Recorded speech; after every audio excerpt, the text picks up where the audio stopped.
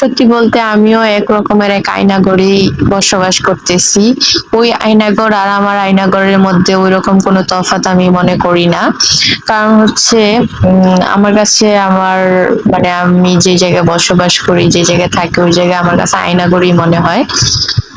একটা মেয়ে মানে 24টা ঘন্টা কি একটা ফোন আর একটা টিভি নিয়ে থাকতে পারে বলেন? আমার মতে আমি থাকতে পারি না, আমার অনেক কষ্ট হয়ে যায়, আমি অনেক কষ্ট করে থাকি।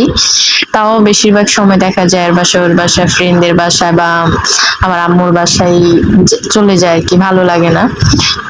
কারণ আমি চাই সবসময় যে আমার সমবয়সী আমার লেভেলের মেয়েদের সাথে সময় কাটানো, গল্প করা, আমার ওই জিনিসটা খুব পছন্দ।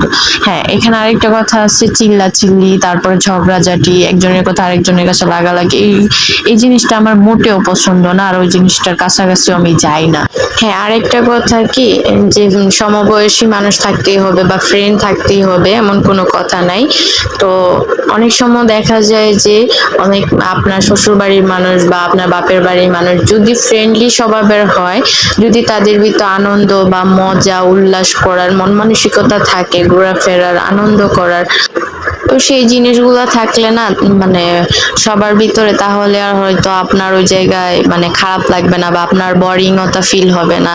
তো অনেক সময় দেখা যায় যে আমার এই জায়গায় ভালো লাগে না, ওই জায়গায় ভালো লাগে, ওই জিনিসগুলোও কিন্তু ফিল হবে না তখন আপনার কাছে। আসল কথা কি, সবার মন মানসিকতা এক না, সবার মনের সাথে সবার মন মিলে না, এটাই স্বাভাবিক। সত্যি বলতে সবাই আনন্দ ভোগ করতে জানে না বা পারেও না।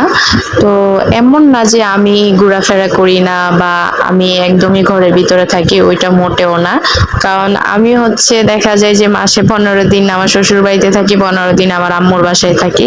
আর এর ভিতরে তো আমার ঘোরাফেরা আছেই, এখানে যাইতেছি ওইখানে যাইতেছি, ফ্রেন্ডদের বাসায় যাইতেছি, ঘুরতেছি, খাইতে যাইতেছি, আমার কোনো কিছুই মিস নাই।